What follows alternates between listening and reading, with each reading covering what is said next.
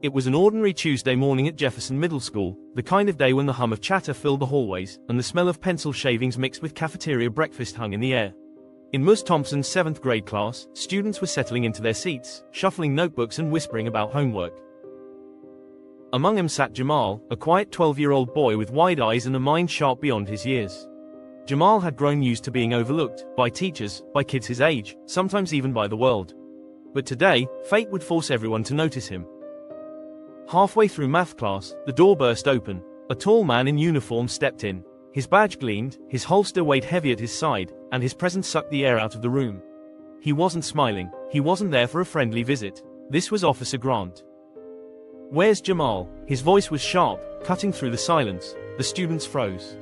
Heads turned slowly toward the boy in the back row. Jamal's heart sank into his stomach. He didn't know why the officer was there. He hadn't done anything wrong. But the way Grant's eyes bore into him made his hands shake under the desk. "Stand up, boy," the officer ordered. Ms. Thompson rose from her chair, her voice calm but firm. "Officer Grant, this is my classroom. Perhaps we can talk." "Quiet," he snapped, waving her off like she didn't matter. Jamal stood slowly, every eye in the room watching. His classmates held their breath. The officer stalked toward him, boots thudding against the floor like a drumbeat of intimidation. "You think you can run your mouth in this town? You think you're above the law?" Grant growled, his face inches from Jamal's. I don't know what you mean," Jamal stammered, his voice barely above a whisper. And then it happened. With no warning, the officer's hand cracked across Jamal's cheek.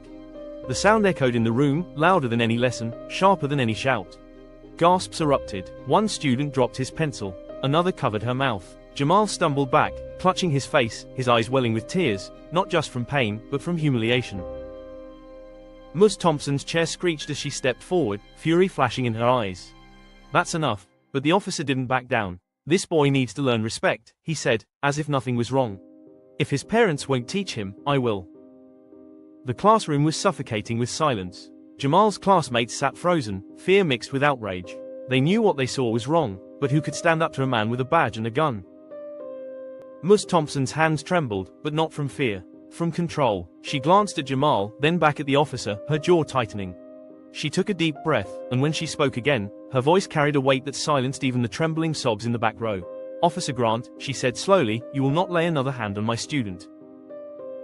He sneered. "Or what? You're just a teacher, don't forget your place." But what he didn't know, what no one in that classroom knew, was that Ms. Thompson was not who she appeared to be. She reached into her desk drawer, pulling out a small leather wallet, the kind no one expected her to own.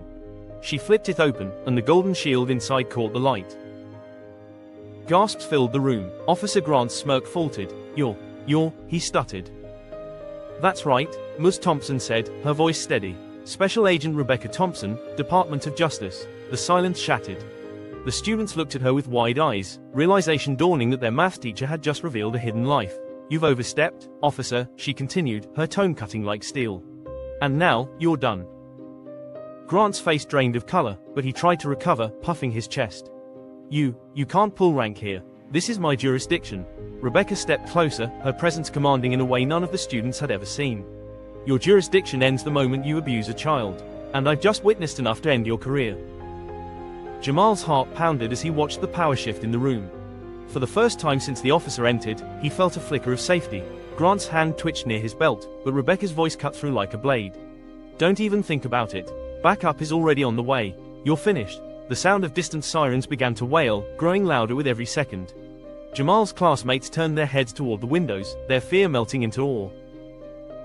The officer's bravado crumbled. He stumbled backward, his lips fumbling for excuses.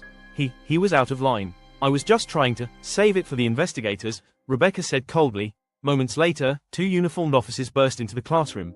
Real officers, summoned by Rebecca minutes earlier when she pressed the silent alert button hidden under her desk. They moved quickly, confiscating Grant's weapon, clamping cuffs around his wrists. The once intimidating man now stood small, powerless, as the students who had cowered in fear just minutes ago watched him being led away. Jamal sat down slowly, his cheeks still burning, his eyes still wet. But when he looked at Ms. Thompson, Agent Thompson, he saw something he hadn't seen in a long time, someone fighting for him. She crouched beside him, her voice soft again. "You did nothing wrong, Jamal. Nothing. Don't ever let anyone make you believe otherwise." His lip trembled. "But, why me? Why did he come for me?" Rebecca's gaze darkened. Because people like him think they can get away with it. But not anymore, not while I'm here. The classroom remained hushed, the weight of what just happened sinking in. Jamal's classmates, once silent observers, now looked at him not with pity but with respect. They had seen the injustice, and they had seen it answered. As the officers escorted Grant out, Rebecca stood tall, her identity no longer a secret.